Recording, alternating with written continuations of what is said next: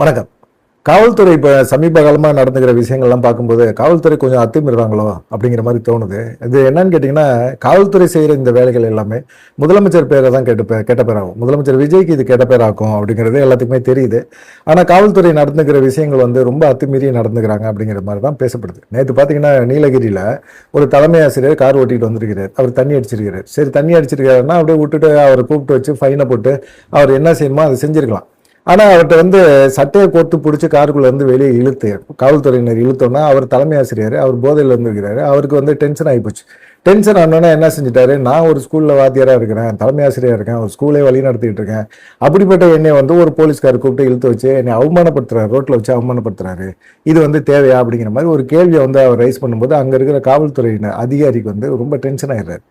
கடுப்பானோன்னா அவர் ஏதோ வார்த்தையை விடுறாரு. இவருக்கு எச்எம்முக்கு போதையில் இருந்தனால அவருக்கும் கொஞ்சம் உணர்ச்சி வசம் மிகுந்துருது. டப்புன்னு என்ன செஞ்சுறாரு, ஒரு அறையை விட்டுறாரு, காவல்துறைக்கு ஒரு அறையை விட்டுறாரு.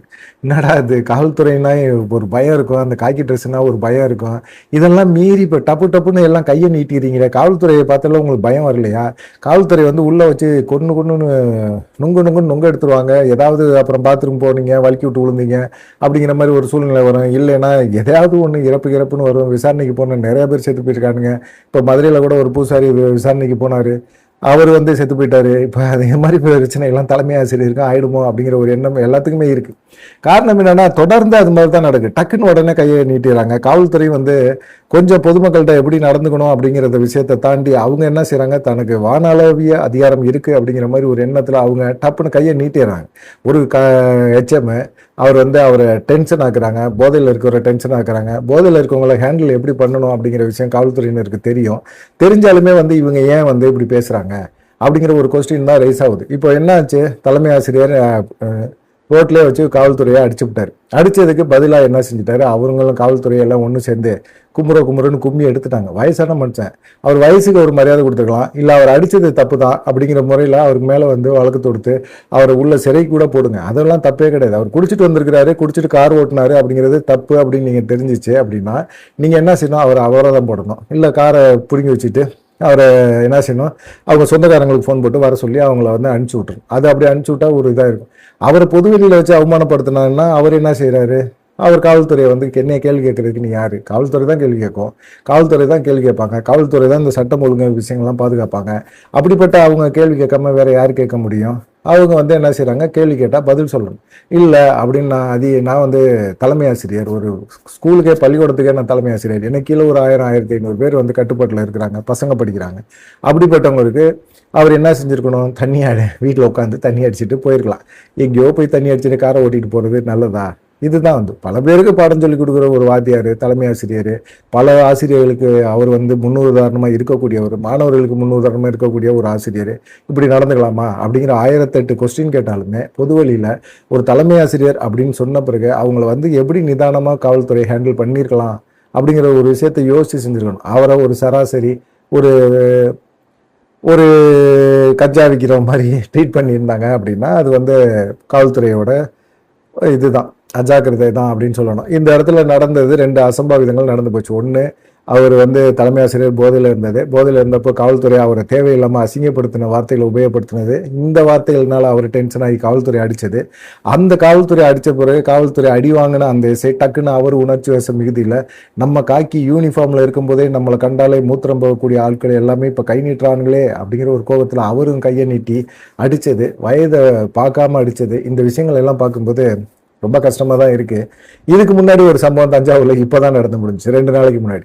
அந்த சம்பவம் என்னன்னு பார்த்தீங்கன்னா, ஆகாஷ் அப்படிங்கிற ஒரு 26 வயசு பையன், அவன் போகிறான், ரோட்டில் போயிட்டுருக்கான், ஒரு வேலை விஷயமா போகிறான். என்ன வேலை விஷயம்லாம் அவனுக்குலாம் தெரியும், அவன் சொல்ல வேண்டிய அவசியம் இல்லை. அவன் போகும்போது ரோடு விசியா கட்சிக்காரங்க அவங்க ஆர்ப்பாட்டம் பண்ணுறாங்க. அவங்க பேனரை யாரை கிழிச்சிட்டாங்களாம், கிழிச்சதுக்கு அவங்க யாரை கிழிச்சாங்களோ அவங்க காவல்துறையில் கம்ப்ளைண்ட் கொடுத்து அது பண்ணணும்.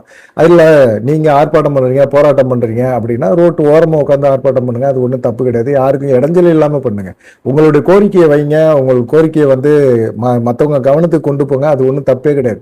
நடு ரோட்டில் போய் ரோடு சாலை மறியல் அப்படின்னு உட்காந்துட்டிங்கன்னா போக்குவரத்து எல்லாமே இடைஞ்சலாகும். யார் எதுக்கு போகிறாங்கன்னே தெரியாது, யார் வேணாலும் எதுக்கு வேணாலும் போகலாம். திடீர்னு அவசர வேலையாக ஆஃபீஸுக்கு போகலாம், லேட்டாக போனால் அங்கே மேனேஜர் திட்டுவான் அப்படிங்கிற ஒரு கோபம் இருக்கலாம். இல்லை இன்னைக்கு லீவை கொடுத்துருவானுங்கன்னு ஒரு பயம் இருக்கலாம். இல்லை மருத்துவமனையில் அவங்க சொந்தக்காரங்க யாரையாவது அட்மிட் போட்டிருக்கலாம். இல்லை நிறைய வேலைகள் இருக்கலாம். இப்படி நிறைய வேலைகளில் தான் ஒருத்தன் ஆகாஷ் அப்படின்னு சொல்லி 26 வயசு பையனுக்கு ஒரு மிகப்பெரிய அவசரத்தில் போகிறவனை டக்குன்னு இந்த சாலை மறியல் வந்து தடுத்துருது. அவன் கட்சிக்காரங்கள்ட்ட பேசிட்டு இருக்கான். ஏன் நீங்க சாலை மறியல் பண்றீங்க, ரோட்டு ஓரத்துல பண்ணுங்க, எங்களுக்கு ஏன் டிஸ்டர்ப் பண்றீங்க, நாங்க போறவங்க, பஸ் நிக்குது, வண்டி நிக்குது, எல்லாமே நிக்கிறாங்க, ஏன் நாங்க போக வேணாமா அப்படிங்கிற ஒரு கேள்வியை, ஒரு நியாயமான கேள்வி கேட்கறான். இந்த கட்சிக்காரங்க இருக்காங்களா, விசியா கட்சிக்காரங்க, இவங்களுக்கு வந்து ஒரு டென்ஷன். என்னது, நம்மளை மதிக்கவே மாட்டேறானுங்க, நம்ம பேனர் கிழிஞ்சு போச்சுன்னு நம்ம விஷயத்துக்கு நியாயமான விஷயம் தானே. பேனர் கிழிச்சது எவனோ அவன் கிழிச்சிட்டு போயிட்டான்னா அவனோட போய் யாரு என்னன்னு கண்டுபிடிச்சி அவனு கூட சண்டை போடுறது ஒரு விஷயம். சரி, அது இல்லாமல் காவல்துறையில புகார் கொடுக்கணும். இந்த பேனர் கிழிச்ச விஷயத்துக்கு நாங்கள் மிகப்பெரிய ஒரு எழுச்சியாக நாங்கள் காட்டுவோம் அப்படின்னு சொல்லி நடுரோட்டில் உட்காந்து ஆர்ப்பாட்டம் பண்ணால் காவல்துறை என்ன செய்யணும்? இவங்க பர்மிஷன் வாங்காமல் ஆர்ப்பாட்டம் பண்ணுறாங்க, பொதுமக்களுக்கு இடைஞ்சலாக இருக்குது. இவங்களை எல்லாத்தையும் என்ன செய்யணும்? கட்சிக்காரங்களை எல்லாத்தையுமே தூக்கி உள்ளே போடணும். சரி, நீங்கள் தூக்கி உள்ளே போடல, சரி ஒதுக்கு போகிறோமா, ஓரமாக போய் உட்காந்து உன்னுடைய போராட்டத்தை தொடருப்பா, ஏன் பிரச்சனை பண்ணுறப்பா, அவன் பொதுமக்கள் பாதிக்கப்படுறாங்கல்ல அப்படின்னு சொல்லியிருக்கணும். சரி, சொன்னா கேட்கிறாளா அவங்க?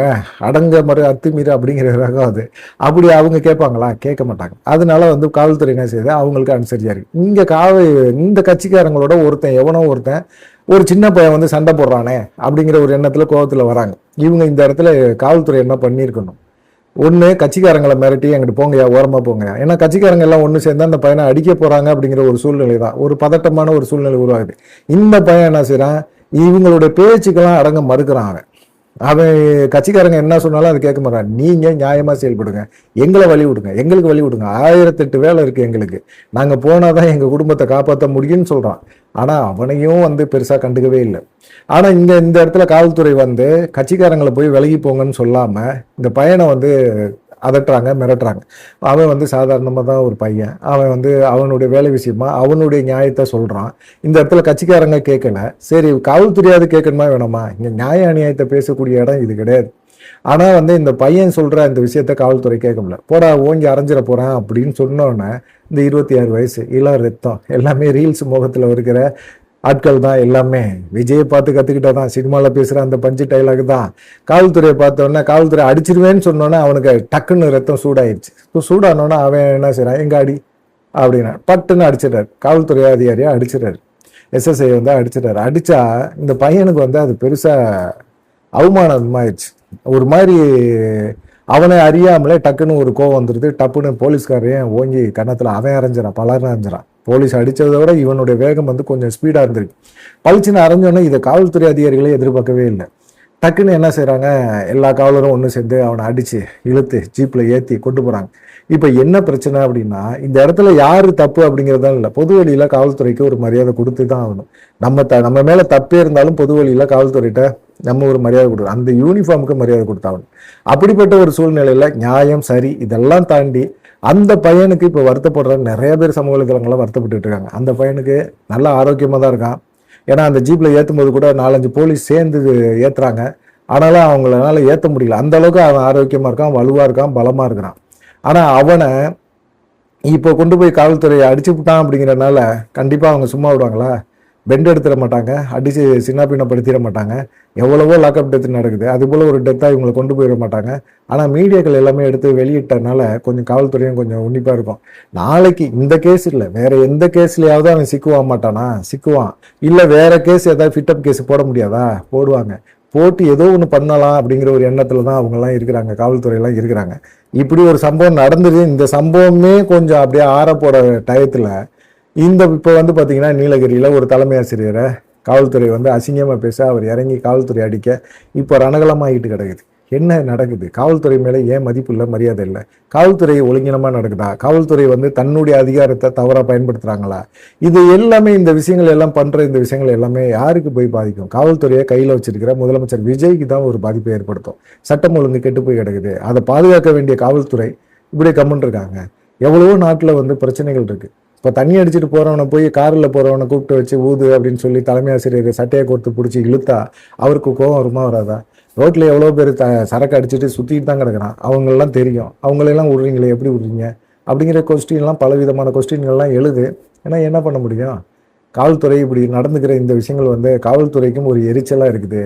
தாவேகா அரசுக்கு ஒரு கெட்ட பேரை வாங்குற மாதிரி ஒரு சூழ்நிலையை ஏற்படுத்துகிறாங்களோ அப்படிங்கிற மாதிரி ஒரு எண்ணம் வருது. உங்களுடைய கருத்து என்ன? இந்த 2 சம்பவங்களை மீறி உங்களுடைய கருத்து என்ன அப்படிங்கிற ஒரு விஷயத்தை சொல்லுங்க. அது இல்லாமல் இப்போ சமீபத்தில் ஒரு செய்தி, நெல்லையில் வந்து ஒரு பாதிரியார் சர்ச்சுக்கு வர சின்ன சின்ன பிள்ளைங்களை எல்லாம் பாலியல் தொல்லை கொடுத்து அந்த வழக்கு நடந்துகிட்டே இருந்தது. அந்த வழக்கு நடந்த பிறகு இப்போ ஒரு தண்டனை கொடுத்துருக்குறாங்க. அவருக்கு வந்து தூக்கு தண்டனை கொடுத்துருங்க, பாதிரியாருக்கு அவரை தூக்கில் போட்டுருங்க. அவரெல்லாம் இருந்து என்ன பண்ண போறாரு? அவர் போதனைகளை கேட்டு என்ன பண்ண போறாங்க? சர்ச்சுக்கு வர பிள்ளைங்க, மத நம்பிக்கையோட வர பிள்ளைங்களை, அந்த பிள்ளைங்களை வந்து சிறுமிகளை பாலியல் தொல்லை கொடுத்துருக்கிறாரு அப்படின்னு அது ப்ரூஃப் ஆயிடுச்சு. போக்சோ சட்டத்தில் கைது பண்ணி உள்ள போட்டிருக்காங்க. தூக்கு தண்டனை போட்டு அவரை கொன்னுருங்க அப்படின்னு சொல்றாங்க. இந்த பாதிக்கப்பட்ட சிறுமிக்கு வந்து ஒரு 10 லட்ச ரூபா கொடுத்துருங்க அப்படின்னு சொல்லி ஒரு தீர்ப்பு வந்திருக்கு. இந்த தீர்ப்பை பற்றியும் உங்களுடைய கருத்து என்ன அப்படிங்கிறதை மறக்காம கமெண்ட் பண்ணுங்க. நன்றி, வணக்கம்.